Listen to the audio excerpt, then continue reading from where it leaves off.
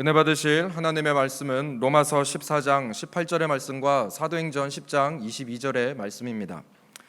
로마서 14장 18절과 사도행전 10장 22절입니다. 각각 신약성경 259페이지와 204페이지에 있습니다. 한 목소리로 합독하시겠습니다. 이로써 그리스도를 섬기는 자는 하나님을 기쁘시게 하며 사람에게도 칭찬을 받느니라. 그들이 대답하되 백부장 고넬료는 의인이요 하나님을 경외하는 사람이라. 유대 온 족속이 칭찬하더니 그가 거룩한 천사의 지시를 받아 당신을 그 집으로 청하여 말을 들으려 하느니라 한데. 아멘. 오늘 저는 본문 말씀을 중심으로 칭찬받는 사람이 답입니다 라는 제목으로 하나님 말씀 나누기 원합니다. 같이 한번 읽어보실까요? 시작. 칭찬받는 사람이 답입니다. 로마서 14장 18절 오늘 본문 말씀에는 이렇게 적혀져 있습니다. 그리스도를 섬기는 자는 어떻게 하는 자가 섬기는 자인가? 하나님을 기쁘시게 하며 사람에게도 칭찬을 받느니라. 우리 모든 성도님들은 그리스도를 섬기고 있습니다. 예배를 드린다는 것은 영어로 service라고 합니다. serve, 하나님을 섬기는 것이죠. 오늘 어느 곳에 있든지 예배를 드리는 우리 순복음 금종교회 공동체 모든 분들은 하나님을 기쁘시게 하며 두 번째, 사람에게 칭찬받는 사람들이 다 되게 될 줄 믿습니다. 예배를 통해 하나님의 임재를 체험했다면 이제 다음 단계로 성령 충만한 자들이 세상에 나가 복음을 전할 때 하나님과 사람들에게 칭찬을 받는 것입니다. 칭찬을 받는 사람들을 만들기 위해선 제일 중요한 것이 양육입니다. 오늘 우리가 어떻게 하면 하나님의 은혜 가운데 칭찬받는 사람이 먼저 되고 그리고 칭찬받는 사람을 만들어줄 수 있을 것인가? 세 가지 말씀을 나누기 원합니다. 첫 번째로 성령 충만하여 칭찬받는 사람은 예배를 통해 세워집니다. 같이 한번 읽어보시죠. 시작. 성령 충만하여 칭찬받는 사람은 무엇을 통해 세워져요? 예배를 통하여 세워진다는 것입니다. 한국뿐만 아니라 세계에 부흥하는 교회를 방문해 보십시오. 공통점은요, 모여서 예배 드릴 때 뜨겁고 성령의 그야말로 역동성 있는 예배, 다이나믹한 그런 파워가 나타납니다. 그래서 사람들이 은혜를 받고 울기도 하고 기뻐도 하고 박수를 치면서 하나님의 임재 가운데 들어가는 것이죠. 뿐만 아니라 이 대예배에 모여서 은혜 받은 성도들이 나가서 복음을 증거하다가 시험에 들 수 있어요. 실패할 수 있어요. 마음이 상할 수 있습니다. 그러면 소그룹 공동체를 찾게 됩니다. 예를 들면 가정 공동체가 이 좋은 예입니다. 하나님이 만든 기관이 교회가 있고요, 두 번째 가정이 있습니다. 다른 어떤 기관도 하나 만든 게 없습니다. 하나님은 교회에 나와서 예배드리는 자를 기뻐하시고 또 가정에 모여서 서로 위로하고 함께 기도 제목을 나누는 모습을 가장 기뻐한다는 것이죠. 나는 여기 계신 모든 성도님들과 오늘 인터넷으로 예배드리는 성도님들 가정들마다 이런 성령 충만한 예배가 드려지는 가정교회 되기를 주의 이름으로 축원드립니다. 이 미국 사회에서 해마다 모범 가정을 선출하는데 웬만해서는 우리 아시아 가정이 선출되기가 어렵습니다. 그런데 일찍이 1984년도에 미국 사회에서 최고의 모범 가정으로 한국 가정이 선정이 되었습니다. 그 유명한 두 박사님 가정인데요, 고강림, 전혜성 교수님의 가정입니다.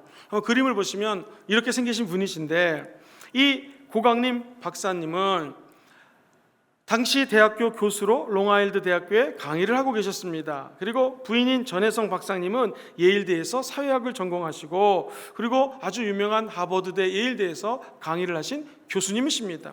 재미있는 것은 저 가정이 사남이녀를 뒀는데 모두 미국에서 최고 명문대학이라고 하는 MIT, 공대, 하버드, 예일대학을 나와서 미국 가정들의 연구 대상이었습니다. 아니, 한국에서 이민 온 그야말로 키도 작고 왜소한 가정이 어떻게 사남이녀가 전부 다 이 미국의 주류 사회에 진출할 수 있을 것인가 했던 것인가 궁금했습니다. 그래서 어느 날 이 고강림 박사님에게 인터뷰를 요청해서 물어봤습니다. 어떻게 이런 축복의 가정, 명문 가정이 세워질 수 있었습니까? 그랬더니 고강림 박사님이 롱아일드 대학교의 강의 때문에 새벽에 3시 52분 기차를 타야 된다고 합니다. 그러면 자녀들하고 시간을 보낼 수 있는 그 여유가 없어요. 그래서 아이들을 항상 새벽 3시에 깨워서 이른바 가족이 새벽 식탁을 대했습니다. 간단하게 아침을 먹으면서 하나님을 찾았습니다. 예배를 드린 것이죠.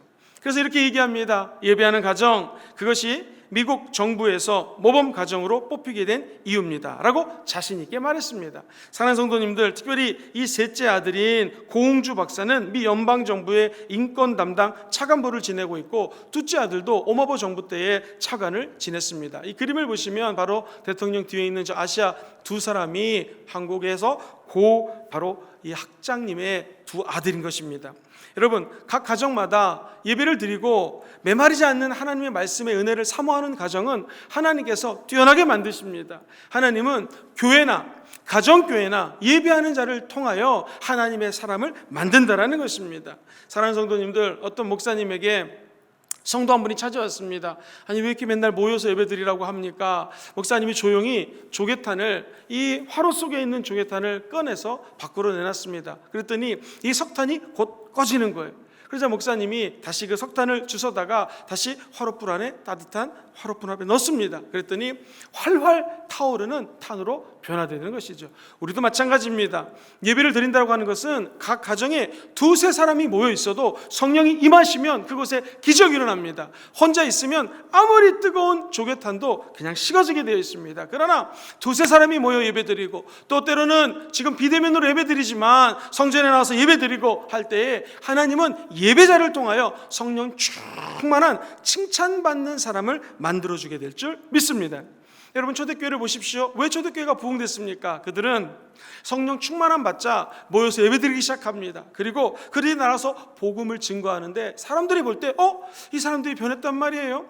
예수 믿기 전에 굉장히 이기적이고 자기만을 생각했는데, 아니 어쩜 이렇게 변화될 수 있을 것인가 생각을 해봤더니 이분들이 예배드리다가 하나님의 임재 안에 들어가니 사람들이 변했다라는 것입니다. 우리는 이렇게 얘기합니다. 목사님, 아무리 예배를 드려도 사람들 잘 변하지 않는데, 아닙니다. 가랑비에 이슬비에 많은 것들이 젖은 것을 보게 됩니다. 그리고 조그만 구멍이 하나 뚫리면 그 구멍 때문에 나중에 큰 방파제가 무너지는 것을 보게 됩니다. 마찬가지입니다. 우리도 한 번 예배드리고 두 번 예배드리고 세 번 예배드리고 아무런 일이 일어나는 것 같지 않지만 계속 예배다 드리다 보면 하나님의 영이 임하고 하나님과 사람들에게 칭찬받는 사람으로 변화되게 될 것입니다. 하나님과 동행하는 삶, 주님을 떠나서 살 수 없는 삶이 예배자들에게 임한다라는 것이죠. 우리 성도님들 중에서도 전도를 많이 하면 교회에서 상금을 드립니다. 그런데 기도 제목이 올라와요.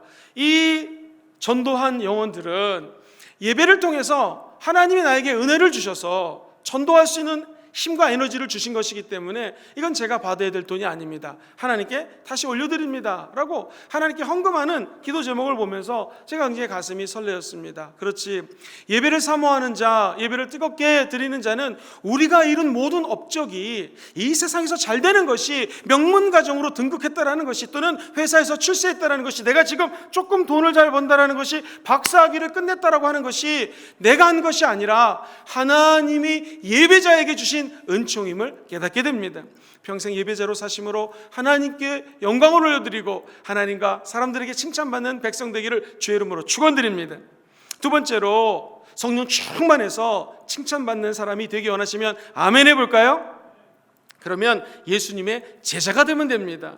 예수님의 제자는 그냥 되지 않습니다. 예수님의 제자는 세 가지 단계를 거쳐서 예수의 제자라고 평가를 받을 수 있습니다. 첫 번째, 예수님의 제자는 자기 자신을 부인합니다. 마치 한 알의 밀알이 땅에 떨어져 죽으면 많은 열매를 맺는 것처럼 내가 예수와 함께 죽는 것, 이것이 제자가 되는 첫 번째 관문입니다. 같이 한번 해보실까요? 예수님 죽음, 내 죽음. 예수 죽을 때 나도 함께 죽었다라는 것입니다. 달리 표현하면 예수 믿는 사람은 내려놓아야 된다는 것이죠. 2006년도에 이용규 선교사님이 한참 몽골에서 열심히 사역하는 가운데 사모님과 자녀들을 데리고 호주 코스타라는 곳을 방문하게 되었습니다. 그때 저도 코스타에 우리 청년들과 함께 참석했기 때문에 한 3박 4일 정도 함께 교제도 하고 식사도 하면서 깊은 대화를 나눌 수가 있었습니다. 우리가 잘 아는 것처럼 우리나라 최고 학부를 나오고 미국 하버드 대학교에서 석사를 했습니다. 그러던 과중에 교수님이 될 꿈을 꾸었는데 하나님이 선교를 가라고 그래서 저 낯설고 물설은 몽골 땅으로 가게 됩니다. 그곳에서 나중에 대학을 세워서 하나님께 영광 돌린 귀한 선교사입니다. 어느 날 또 인도네시아로 가라고 해서 자카르타에 가서 대학을 세우고 하나님께 충성하는 귀한 선교사입니다. 그때 이 선교사님이 내려놓음이란 책을 적었는데 이 내려놓음 내용에 나오는 한 대목을 인용하시면서 간증을 하는데 지금도 제 마음속에 그분이 하셨던 간증이 새겨져 있습니다. 그 내용을 직접 인용해 드립니다. 책에 보면 이렇게 적혀져 있습니다. 이분의 고백입니다. 아직도 마음 깊은 곳에 포기하지 못한 것이 있는가? 힘들어도 끝까지 버리지 못하고 붙잡고 있지 않은가? 우리 삶 가운데 이것만은 건드리지 말아달라고 막는 영역이 무엇인지 헤아려 봐야 됩니다. 예수의 발치까지 가지고 갔지만 더는 깨뜨리지 못한 채 여전히 두 손에 꽉 틀어지고 있으면서 하나님, 저는 깨지기가 싫어요. 상처받기도 싫어요. 내 체면도 좀 생각해 주셔야죠. 나도 저 사람들처럼 영광 좀 같이 받고 싶습니다.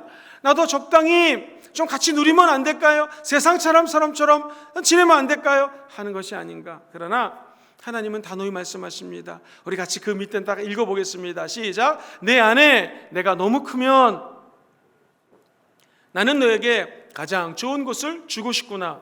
그것은 바로 나 자신이다. 그러나 네 안에 네가 너무 커서 내가 들어갈 자리가 없구나. 네 것을 달라는 이유는 네 것을 빼앗기 위해서가 아니라 너를 온전히 하려면 내가 잡고 있는 그것을 깨트려야 한다. 내게 가장 좋은 곳을 주고 싶은데 내가 그것을 끝까지 잡고 있으니 줄 수 없는 거란다 라는 말을 얘기했습니다. 그렇습니다. 내려놓으면 다른 것이 아닙니다. 내가 꽉 쥐고 있는 것이 있거든요. 이것이 돈일 수도 있고 명예일 수도 있고 다른 사람들에 비해서 내가 하나도 가진 것일 수 있습니다.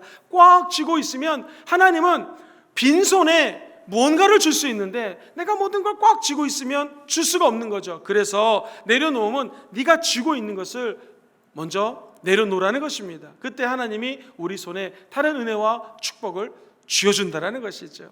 이 원숭이를 사냥하는 방법이 이 세상에서 제일 쉽다고 합니다. 원숭이 손이 들어갈 만큼 구멍을 파고요.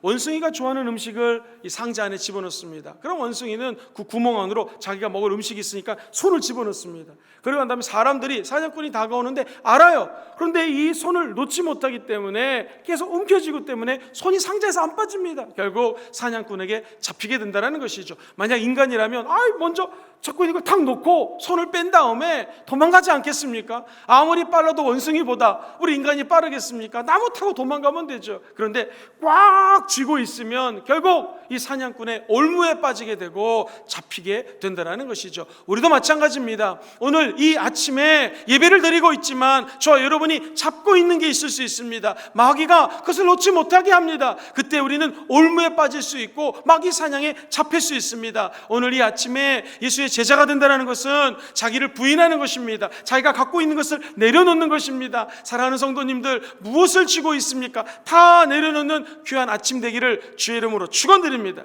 이게 자기 부인이죠. 자기를 셀프 디나이, 자기를 내려놓는 것입니다. 그리고 난 다음에 누구에게나 자기 십자가가 있습니다. 예수 믿는 사람은 십자가가 크든 작든 자기가 감당해야 될 십자가가 있어요. 자녀가 예수를 열심히 믿다가 요즘 잘 믿지 않습니다. 자기 십자가입니다. 남편이 아직 믿지 않습니다. 십자가일 수 있습니다. 아내가 아픕니다. 자기 십자가일 수가 있습니다. 저가 하나님 사역하는 사역자는 교회가 또 하나님의 사역이 하나님 나에게 맡겨진 사명입니다. 십자가는 하나님 주신 사명이요, 십자가는 우리의 희생을 의미합니다. 예수 믿으면 축복 다가오죠. 좋은 일 일어납니다. 행복합니다. 그러나 우리가 예수 믿었기 때문에 희생해야 될 때가 있습니다. 성경은 예수 믿는 자는 예수와 함께 고난도 받아야 된다고 이야기합니다. 예수님 말씀하십니다. 누구든지 나를 따라오려거든 자기를 부인하고 너가 짊어져야 될 마땅한 크기의 십자가를 짊어지라는 것입니다. 그랬을 때 우리는 예수님의 진정한 제자가 될 수 있던 것이죠. 아까 초대교회 말씀드렸습니다. 옛날에 초대교회 성도들은 예수 믿기 전에 내 것 온통 쥐고 있었습니다. 그러자 성령 충만함 받는 그들이 내 것을 내려놓게 되었습니다. 박지삼이라는 분이 계시는데 옛날에는 내 생각과 내가 갖고 있는 것이 소중했단 말이죠. 은혜 받고 성령 충만함 받으니 박집사님이 변했습니다. 자기가 가진 것 나눠주기 시작합니다. 이것을 보고 사도행전 2장 42절의 이하의 말씀에 보면 외부 사람들이 이 내부에서 변화된 크리스찬을 바라보니 이게 웬일인가? 저들이 성령 충만함 받자 변화되었구나. 그리고 하나님께 칭찬을 받는구나. 나도 저 공동체에 가입하고 싶다 해서 교회가 부흥된 것입니다. 당연히 초대교회에 부흥한 이유는 성령의 충만함으로 하나님과 주변 사람들에게 칭찬을 받게 되었습니다. 그러자 교회에 성령이 능력으로 부흥되게 되었던 것이죠. 저는 우리 순복음 금정교회가 이와 같은 부흥을 체험하게 될 줄 믿습니다. 어떻게 할 때요? 각자가 가지고 있는 십자가를 짊어지고 하나님 나라를 위하여 희생하고 하나님 나라를 위하여 사명 감당할 때에 이런 기적이 임하게 될 것입니다. 이제 세 번째로 제자가 되려면 수많은 열매를 맺는 삶을 살아야 됩니다. 열매는 성숙을 의미하죠. 이제 막 심은 나무는 절대로 열매 맺지 않습니다. 사랑하는 성도님들, 어제 결혼식이 있어서 주례를 했습니다. 저는 하나님의 은혜로 청년 사역을 했기 때문에 주례를 참 많이 썼습니다. 어제는 제가 마음이 더 짠한 생각이 들었습니다. 어머님의 그 오랫동안 기도를 하나님이 응답해 주셔서 이제 드디어 딸이 시집을 가는데 따님이 결혼식을 하면서 울더라고요. 저도 마음이 짠했습니다. 사랑하는 성도님들, 이 결혼은 무엇입니까? 믿음이 그 가정에 뿌리를 내리게 되면 소망의 나무가 자라게 됩니다. 그 줄기가 소망이라면 이제 열매가 맺게 되는데 그 열매가 바로 사랑이라는 것이죠. 어디에 뿌리를 내리고 있느냐가 성숙할 수 있고 열매 맺을 수 있게 된다는 것이죠. 저와 여러분들은 우리의 이 열매 맺는 삶을 믿음 위에 뿌리를 내리게 되기를 주의 이름으로 축원드립니다. 해운대 앞바다에 나가보셨습니까? 바닷물을 퍼서 한번 마셔보십시오. 짭니다. 그런데 일반적으로 바닷물에는 3%만이 소금이에요. 나머지는 그냥 물입니다. 3%의 소금이 바닷물을 짜게 합니다. 우리 부산 복음화가 아직 10%가 안 됐다고 얘기합니다. 12%까지 얘기를 하지만 제가 볼 때 한 6%에서 7%입니다. 그러나 우리 순복음 금정교회 교인들 중심으로 3%의 진정한 소금 같은 성도들이 있다면 물이 바다 덮음같이 저 바닷물이 짠물이 된 것 같이 이 부산과 경남과 경상남북도와 온 열방이 바닷물처럼 짜게 되는 역사가 우리 때문에 일어나게 될 줄 믿습니다. 열매 맺기 원하시면 한번 아멘 해볼까요? 어떻게 열매 맺을 수 있겠습니까? 이 미국의 시라큐스 유니버시티에 있는 한 교수가 실험을 했습니다. 이 식물학 교수님이 아주 공부를 많이 한 분이기 때문에 한 나무에서요 여러 열매를 좀 맺고 싶다라는 꿈을 꿨습니다. 유전공학적으로 이렇게 저렇게 엄청나게 많이 실험을 했습니다. 그랬더니 최대 2개에서 3개까지는 다른 열매가 맺어지는데 한 나무에서 더 이상 맺어지지 않더래요. 연구를 거듭하다가 놀라운 일이 생겼습니다. 한 나무에요 세상의 열매가 40개 열매가 맺은 겁니다. 사과, 배, 우리가 원하는 모든 자두, 복숭아 막 열매가 맺은 겁니다. 그래가지고 이분이 너무나 기뻐가지고 연구 결과를 발표했는데 놀랍게도 그가 최근에 진행했던 이 프로젝트는 유전공학 같은 최첨단 기술을 사용한 것이 아니라 모든 사람들이 이거 옛날 과거의 구닥다리 아닙니까 했던 접붙임을 사용해서 성공했다는 것입니다. 나무가 있으면 나무의 가지를 잘라다가 접붙이면 사과나무에서는요 사과가 열리고 배나무에서는 배가 열리고요 복숭아나무에서는 복숭아나무가 열리는 것이죠. 2가지 교훈이 있습니다. 우리는 저마다 다 다른 열매입니다. 김영근 목사가 모든 열매를 맺을 수가 없습니다. 저에게 사과나무 열매를 맺는다면 성도님들이 배를 맺어주시고 또 복숭아를 맺어주시고 포도를 맺어주셔서 우리 교회가 아름다운 교회로 변화되는 줄 믿습니다. 또 하나, 어떻게 하면 열매를 맺는가? 사과나무가 사과 열매를 맺으려면 접붙임 돼 있어야 됩니다. 누구에게 붙어 있어야겠습니까? 저와 여러분들은 끝까지 예수님 옆에 붙어 있으면 열매 맺는 성도들이 되게 될 줄 믿습니다. 사람에게 붙어 있지 마시고 조직에게 붙어 있지 마시고 저와 여러분들이 예수님께 딱 달라붙어서 2021년도에는 수많은 열매를 주렁주렁 맺는 귀한 성도님들 다 되시기를 주의 이름으로 축원드립니다. 예수님께 접붙였을 때 영육의 살아남이 임합니다. 부활이 임합니다. 그리고 성령의 열매가 찬란하게 맺혀지게 될 것입니다. 이제 마지막 3번째로 칭찬받는 사람을 양육하는 자세입니다. 우리가 예배를 통하여 변화받습니다. 그리고 두 번째, 제자가 되면 제자는 또 다른 제자를 낳습니다. 이제 올바른 칭찬받는 사람을 양육하는 제자가 되려면 어떻게 해야 될까요? 사도행전 10장에 칭찬받는 다른 사람의 이름이 등장합니다. 같이 읽어보겠습니다. 시작. 그들이 대답하되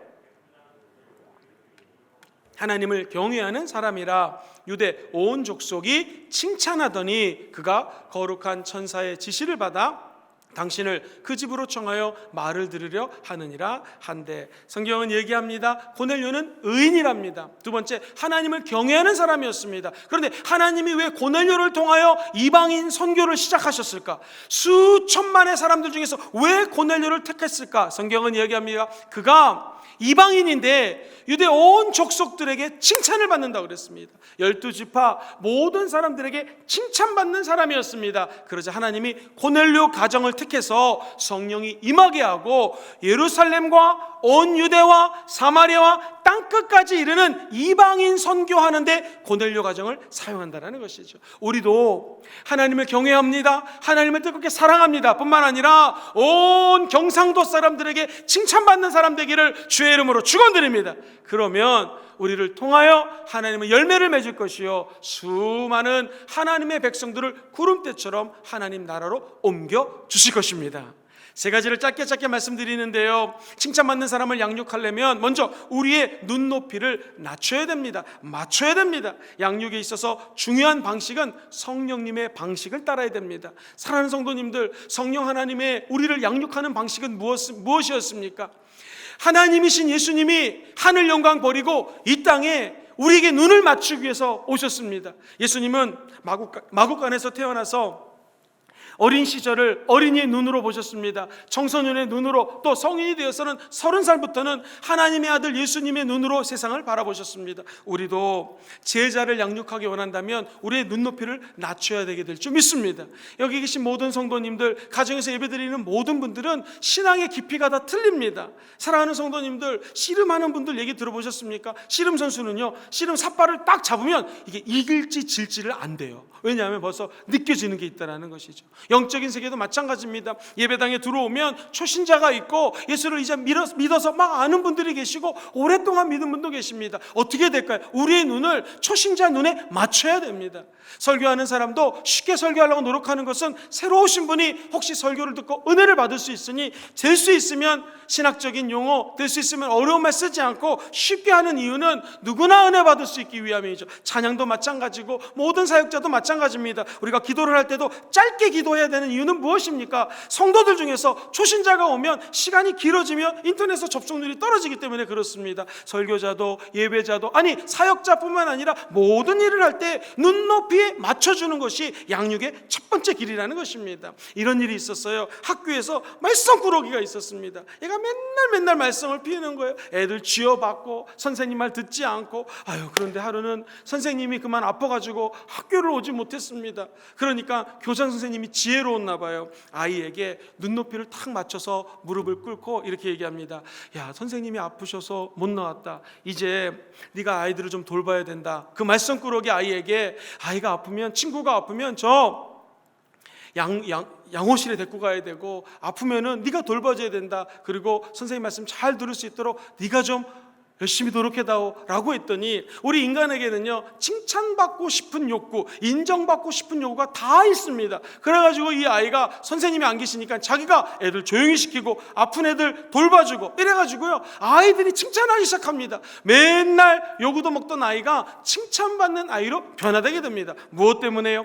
교장 선생님의 눈높이를 낮췄던 그 사랑 때문에 아이가 변화된다는 것이죠. 저를 포함해서 우리 대부분의 한국 사람들은 어려서부터 주입식 교육 받았습니다. 위에서 약간 억압하는 눈초리를 주면서 공부해라, 조용히 호통치는 거 많이 들었습니다. 그러나 이제 시대는 변했습니다. 이 아이들이 더 이상 호통치고 야단친다고 변화되는 것 같지 않습니다. 어떻게 하면 아이들이 올바로 칭찬받는 아이로 변화될 수 있을까요? 우리의 눈높이를 낮춰서 이 아이들이 바라는 것이 무엇인지, 이 아이들이 원하는 것이 무엇인지를 바라봐 줘야 됩니다. 초신자도 우리 다음 세도 이렇게 할 때에 하나님의 칭찬받는 사람들로 변화되게 될 줄 믿습니다. 두 번째로, 교인들뿐만 아니라 교회에 나오는 우리 어린 학생들, 다음 세대를 위해서도 우리는 어떻게 될까요? 눈높이뿐만 아니라 아예 몸을 낮춰야 됩니다.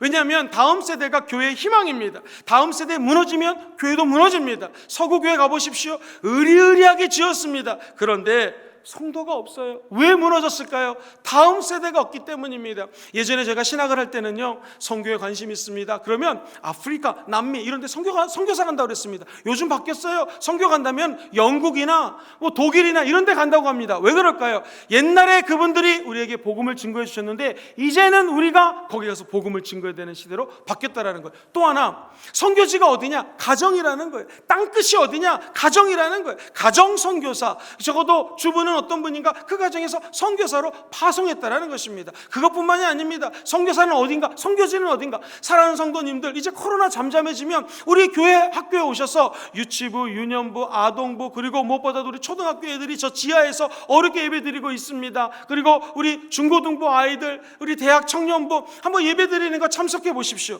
저 아이들이 미래 세대입니다. 요 다음 세대가 선교지입니다. 옛날에 선교지는 문화가 틀려요, 언어가 틀려요, 이런 데 갔잖아요. 지금 우리 다음 세대 아이들이 문화가 틀려요, 쓰는 언어도 틀립니다. 이 선교지를 우리는 주목해야 된다는 것이죠. 지금 성령님은 무너져가는 다음 세대를 회복하기 위하여 순복음 금정교회 성도님들을 부르고 계십니다. 그러기 위해서는 우리가 다음 세대를 위해서 몸을 낮춰야 됩니다.